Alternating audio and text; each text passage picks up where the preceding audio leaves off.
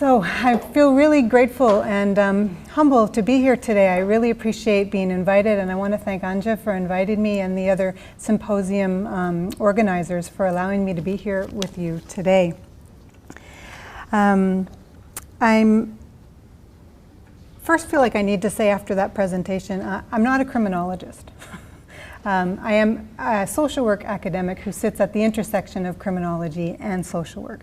So my comments today are going to address issues that we're all interested in criminology, but also talk about a more community-based perspective and making links between community organizations, the institution of the academy, and correctional facilities.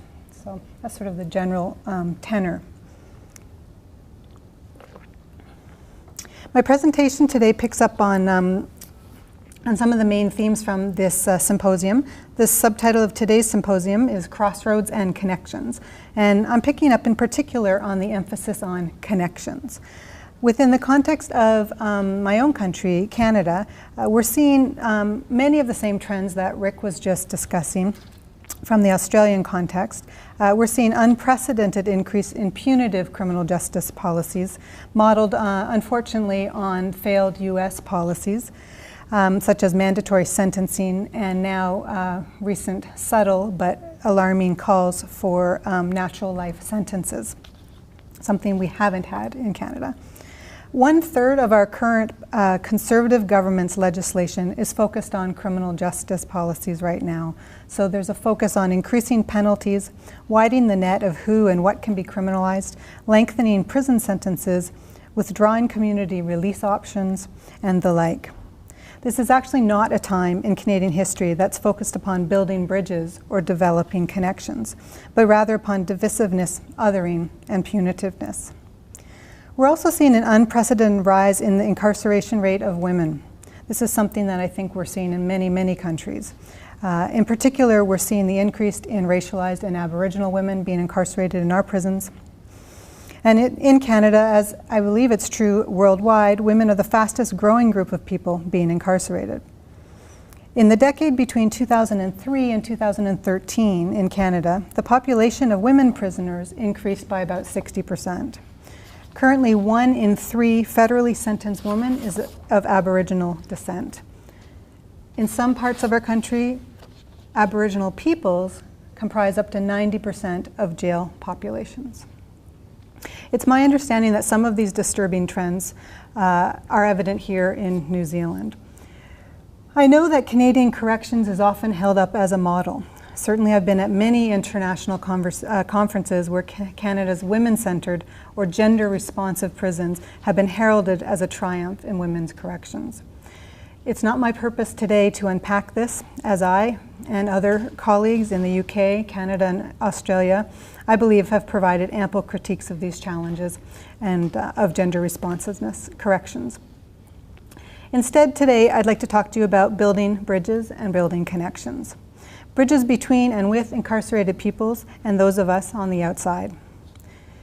Although this symposium is on criminology, I'm going to draw on experiences, ideas, themes, and concepts that are not necessarily embedded within the field of criminology or policy work, but nonetheless I feel can greatly enhance and expand our thinking, and importantly, our actions within the field of criminal justice and criminology and the academy. So the substantive piece of my presentation will focus on some work I've been doing in Canada in a women's prison that's built in part on some of the main principles of an American program called the Inside Out Prison Exchange Program. Some of you may have heard about it. The Inside Out Prison Exchange Program is a university-based program that holds classes in correctional facilities. The students in the class are both incarcerated and university-enrolled students in the community. So I'm going to provide you today with a brief sketch of how I've adapted the principles of the US program within the context of my own work. Specifically, I'm going to talk about the pedagogy, the teaching I use, and how we are developing as a national inside-out Canadian program that reflects the realities of the Canadian criminal justice system, Canadian norms and practices, but that involves also, importantly, shared leadership with a group of incarcerated students. This group of students is called the Walls to Bridges Collective, and they're my co-authors on today's presentation. I'll also just speak briefly towards the end of my talk today about a research study that we've conducted on the impact or the effects of this program within the prison and university that I'm involved in.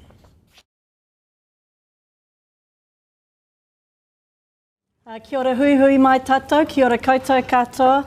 It's a great pleasure for me to be here. Before we start, I want to acknowledge some of the people that have passed. First want to acknowledge Associate Professor Nin Thomas from the University of Auckland, who died last week.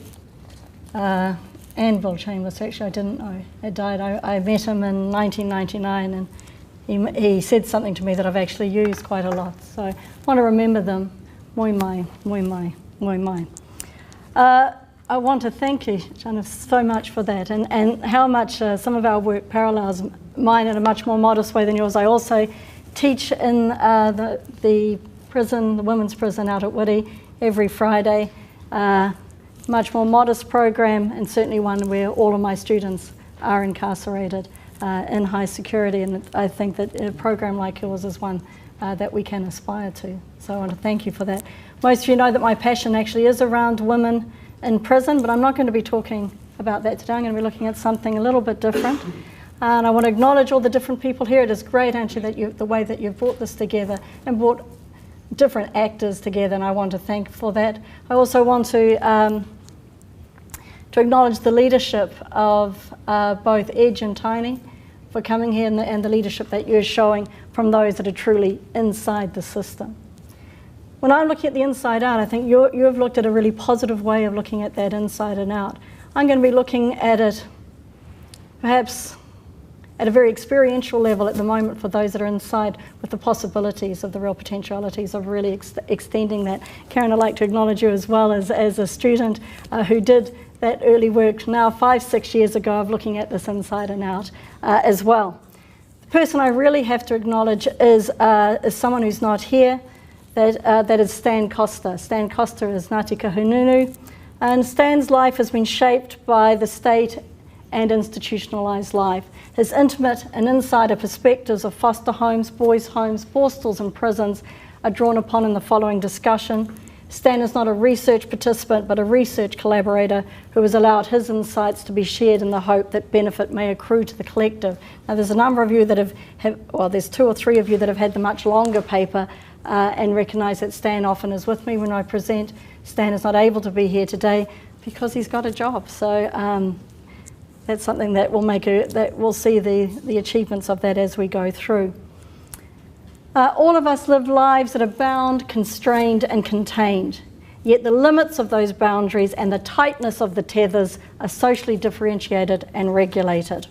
I just want to talk about in terms of the slides. I do this, and some of you know that I do this. I try to get 2 for 1. So my slides tell a story that aligns with, but is slightly different from what I'm saying. So it speaks to institutionalised life, and this one, particularly to the New Zealand one, has historical aspects, and you'll see, as I said, that it has its own story, but it's a story that I hope that aligns as we go through. The contemporary experience of Maori incarceration is one where the centrality of the prison as a dominant institution casts a long shadow over our collective lives. It shapes and informs identity at the personal and shared level. Teachings about the incarcerated experience are not just learnt behind the wire, but also disseminated in related youth institutions and in communities characterised by scarcity and deprivation. So the inside out doesn't just mean that you're inside when you're in prison, but largely that forms of confinement happen both within and outside those institutions. This insider knowledge reaches across communities and across generations. The Māori prison identity is one that is formed both within and outside the prison walls. What do institutions teach us, and how do they teach us? Our first leg in prison may be compared with the contraction of a serious illness.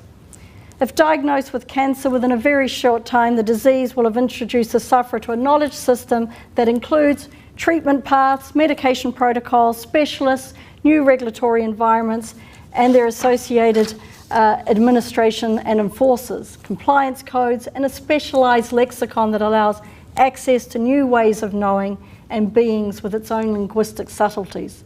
In other words, cancer, in a short time frame, instructs the sufferer with a novel range of specialised knowledge that is largely outside of the purview of the non-sufferer. This is at once intimate knowledge and shared knowledge within the confines of medical and related institutions. That type of knowledge, the experiential element of that knowledge, is identity changing. Once this knowledge is learnt, it cannot be unlearnt, even if the sufferer returns to robust, good health. So it is with the prison. Thank you very much for inviting me today, and I think it's great you've organised this, so thank you AUT, Angie, thank you ANZOC for making this event possible, and I hope we certainly can follow it up with more. I want to talk about the research I was doing in the Scandinavian countries for a number of years, which led to the publication of this book just over a year ago. The book provides an explanation of how it's possible to think so differently about punishing lawbreakers in the Scandinavian and the Anglophone countries.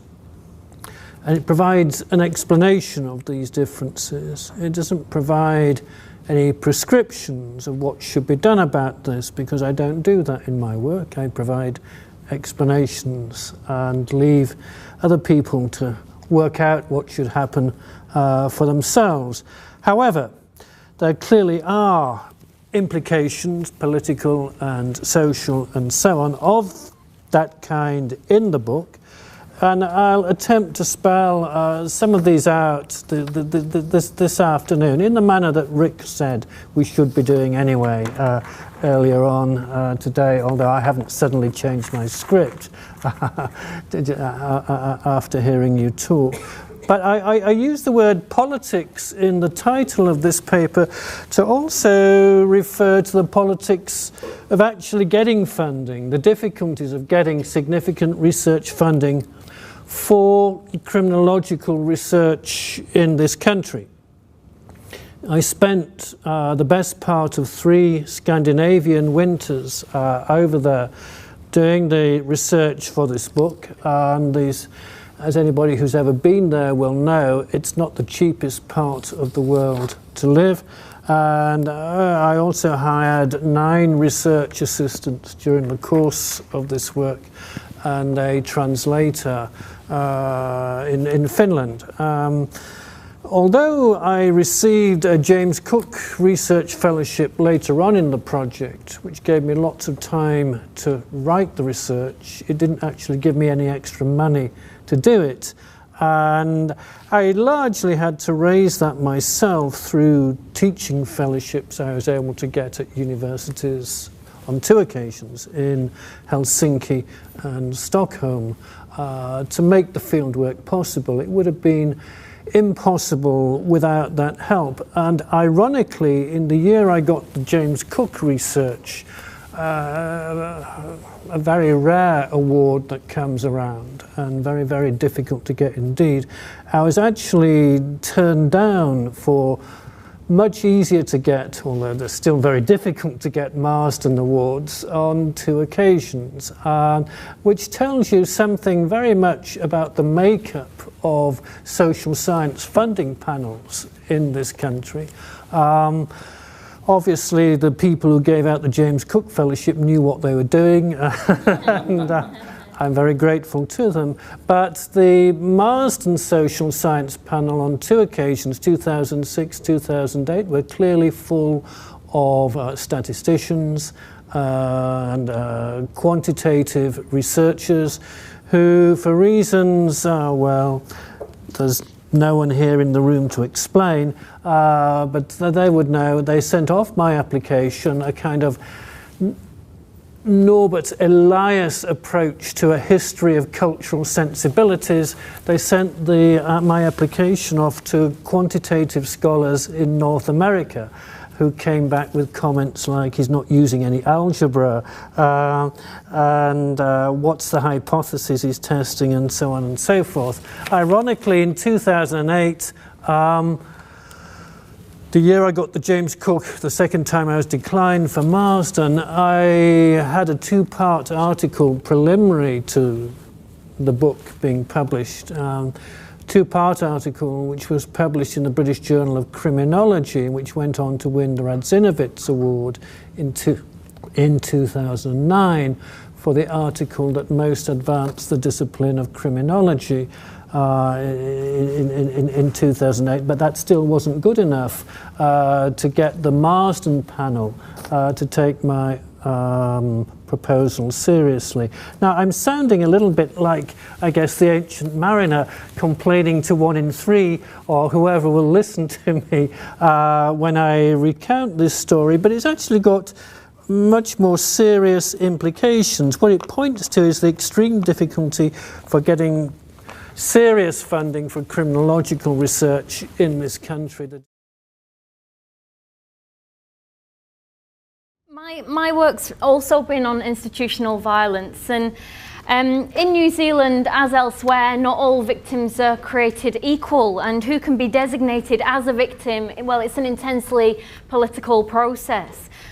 What I want to do in my little bit of time is to just highlight that some of the issues that victims of state institutional violence in this country have faced in their attempts to be recognised as victims.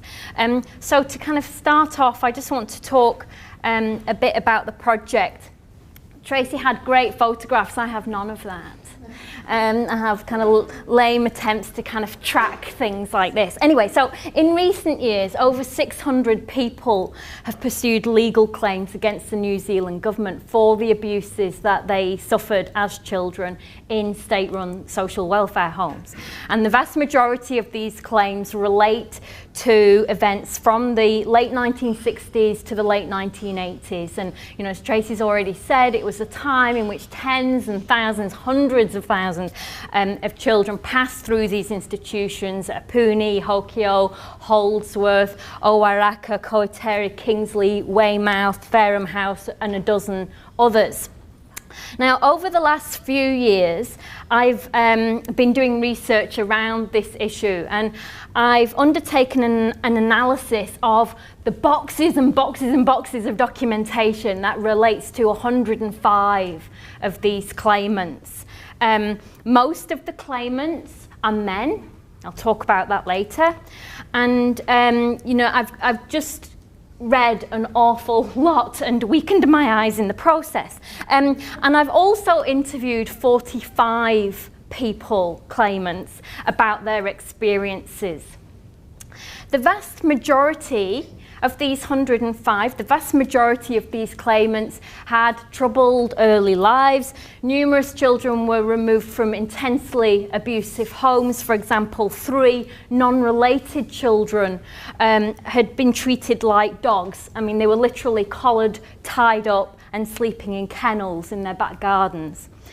Social workers and teachers from the files continually observed children with bruises, broken limbs, bloody bodies. Some were deemed to be victims of sexual violence by family members, whānau friends. Other children were facing neglect due to family breakdown, parental struggles with poverty, with mental health issues, alcohol or drug abuse. And for some of those children, 44 of them, these stressful experiences resulted in behaviours that brought their own lives under scrutiny. Most of this was things like truancy, it was minor offending, stealing milk money, stealing fizzy pop from the local shop. Very few of them were involved in more serious crimes. There's just a handful that were involved in burglary. There was very few involved in violence activities. And all of these children, all of these 105, whether they were removed for family reasons or offending reasons, they were all placed into the same homes.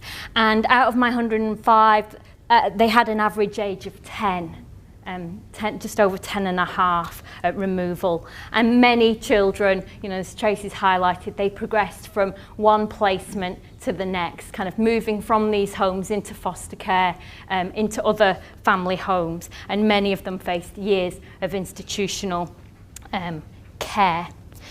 On arrival into the homes, children would be generally stripped, they'd be scrubbed, they'd be deloused, they'd be placed in communal clothing. Girls, even very young girls, kind of 5, 6, 7-year-olds, endured examinations for venereal diseases on arrival. As you might imagine, intensely frightening processes. The vast majority of them were then placed in secure care, generally for kind of 2-3 days, sometimes longer. Secure care would be often windowless cells, no furniture in them. Children would be given a mattress at night and a bit of bedding at night, but they wouldn't have that during the day. If we look at gangs, in many ways your presentations have bookend this discussion, because those state homes that Lizzie talked about were breeding grounds for gang membership and keeping our gangs going, and obviously prisons are often where gang members will end up.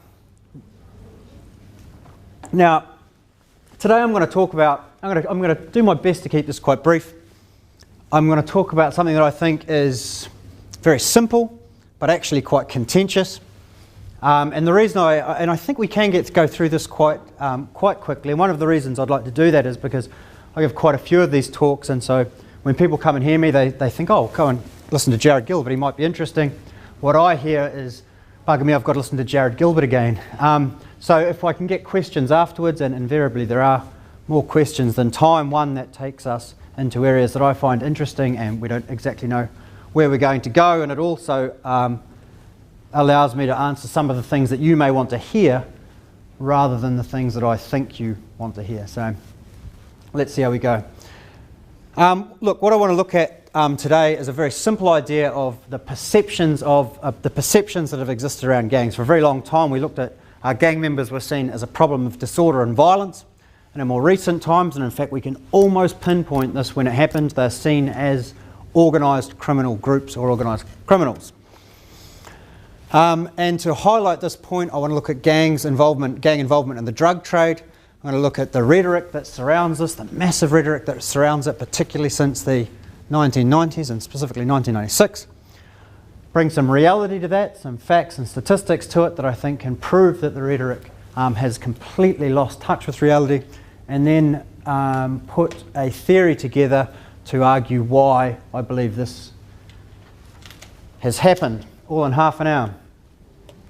Look, so for the first part of the gang existence, patch gangs I'm talking about now, so say from the 1960s through to the mid-1990s, gangs were all about disorder and violence. These were the concerns the state and people had around gangs. Now, often this was related to inter-gang violence.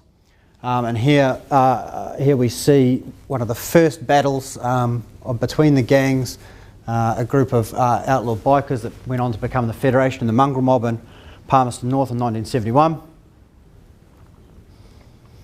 And this was created to a great degree between the insider and outsider distinctions that were made by patches. Suddenly you could see who the enemy was, you knew who you were, and it created this idea of an enemy. And patches became highly prized possessions. Now this was all well and good perhaps when, and often they were used to, so here we see them upside down as to showing as an insult, as the prize, and often stitched on the backside of jeans to add extra insult. But these battles were often very public. It's all well and good when the gang members were battling one another. Perhaps people had less concern about that, but when they became quite public, obviously concerns tended to rise. And so here we see in Cathedral Square, Black Power again teeing off with the Mongrel Mob, a knife here, and you'll see a lot of people in the background. This is from 1980, in the middle of Cathedral Square. Now, the reason there were so many people around is there was actually some performance art going on, and initially in this fight, many of the public, I'm told, thought it was some sort of radical street art. That was until the axe came out, and it all became very serious. Now, so not only was this often very public, but it often involved the public, citizens or outsiders. So you'd get outlaw groups, outlaw motorcycle clubs, for example, or perhaps the patch street gangs going on long runs. they would enter smaller towns and terrorise the publican or the service station attendant, who sure as hell wasn't being paid enough to deal with that. And so we got the idea of shadow patrols, police shadow patrols. So wherever the groups went, the police would follow to try and keep some sense of semblance of order.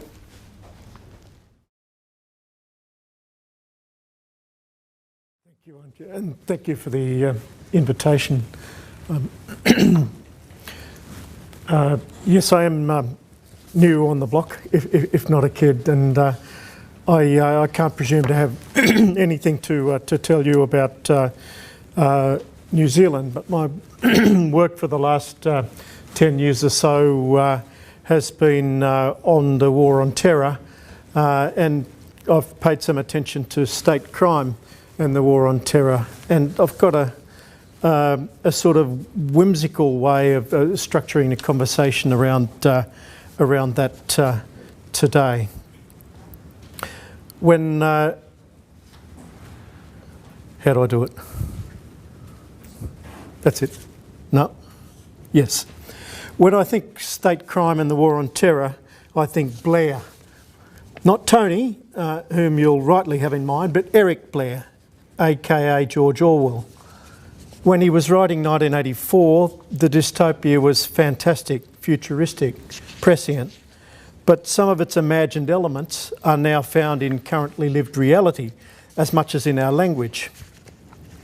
To be sure, the novel's backdrop contained elements from 1948, drawing on everyday wartime and post-bellum Britain, as fellow satirist Anthony Burgess has pointed out, noting that social democracy was also satirised, as well as the Stalinism that's conventionally taken to be the main point.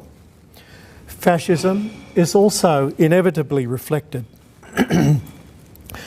Ironically, the idealistic Eric Blair, who volunteered in 1936 to fight against fascism in the Spanish Civil War, there we are, could be prosecuted today under anti-terrorism laws, according to the interpretation of Sue Hemming, head of counter-terrorism in Britain's Crown Prosecution Service, as applied to Syria earlier this month.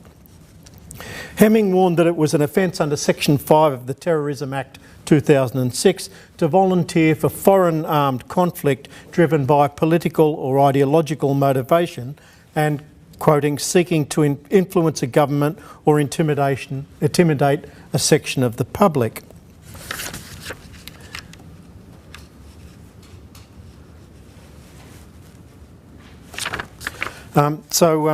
Here's a non-exhaustive list of themes from 1984 that I think might help structure a conversation about state crime in connection with the so-called war on terror. The list leads up to my key points about state crime, the last ones. But the first theme, however, might be the least obvious. Rocket bombs are mentioned 13 times in 1984, and to some extent they punctuate the novel. The rocket bombs that showered down on the London of Orwell's Airstrip 1 were surely recollections of Hitler's V1s, unmanned aerial vehicles intended to terrorise civilian populations, to keep people frightened, as Julia tells Winston in 1984. The V1s were the 1940s progenitors of today's drones, although the World War II buzz bombs were unguided, except for internal gyroscopes to keep them on course. In Orwell's novel, there were at least rumours among the proles that the rocket bombs were being guided by spies by means of wireless waves. Julia's explanation for the rocket bombs can draw our attention to a key purpose of contemporary drones in the so-called war on terror. They function very effectively to instill fear as well as to kill. And indeed, the terror may be all the more forceful for the apparent randomness of the casualties. That's the way the people of Pakistan's Northwest Provinces report experiencing it. Mostly in the form of longer sentences. Only 6% considered that increasing rehabilitation in prisons would increase their confidence in the justice system, while almost twice that number, 11%, favoured community-based rehabilitation. So in a way, if that's truly reflective, the public taste for punishment is waning. And the third point is that law and order is no longer an election issue. Even as recently as yesterday, ACT conceded that it wasn't an issue for them. Staying in power is the issue, I guess. But if the architect of three strikes legislation takes that view, it's most unlikely that other parties would take a different view. For that reason, our focus in rethinking crime and punishment is what should we do after the election? And can we persuade sort of a bipartisan or multi-partisan approach and develop a strategy which takes us back into the world leadership role in the way we do justice. I think there are 4 issues that we face that I would classify as bad. These are trends that are interconnected in our community, and I think are going to be the real challenges that we might face in the next 2 or 3 years. The rest of the stuff I think is mostly good. And one of the, obviously the big challenges is that we have to learn to work outside the box and be a lot more innovative. The first issue is the place of social value in society.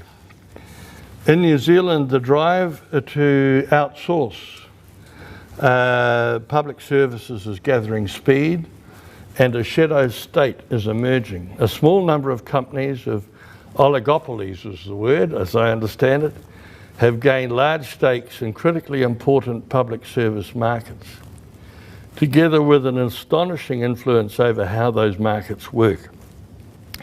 Transparency and genuine accountability are often lacking, and contracts are heavily weighted in favour of a handful of private providers and shareholders, to the detriment of taxpayers, service users and the wider community.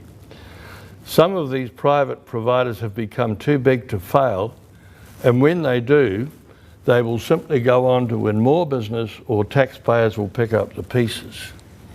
Even for those of you with a firm belief in the role of markets in public services, these are a long way from the markets with the capability to distribute services efficiently and effectively. And if the UK prison experience is anything to go by, we need to proceed with caution. In 2011, the average ratio of prison staff to prisoners was lower in private sector prisons, and salaries in private sector prisons were 23% less than their public sector equivalents. Private prisons have also been more overcrowded than public sector prisons every year in the last 14 years. In the UK, the Public Services Social Value Act was introduced last year, which requires government agencies to consider the social value in procuring services. And in our view, the time may have arrived when we need similar legislation so that voluntary and community organisations are not carved out of the action, and if they can demonstrate that they have a volunteer force, that they are willing to go beyond the terms of the contract and engage with prisoners and offenders and their whānaus, then that should be a tick on their side. At the moment, those contracts are going to private corporations and organisations with a very strong clinical focus, but no commitment to working beyond the dollar. The second issue is the future of the voluntary and community sector. And there has been a dramatic shift last year in the extent to which not-for-profits and voluntary organisations are able to interface with prisons and judicial systems. Last year we saw the demise of the Prisoners' Aid and Rehabilitation Trust after 130 years of faithful service. And as such groups are carved out of the action, the funding is being redirected to private companies.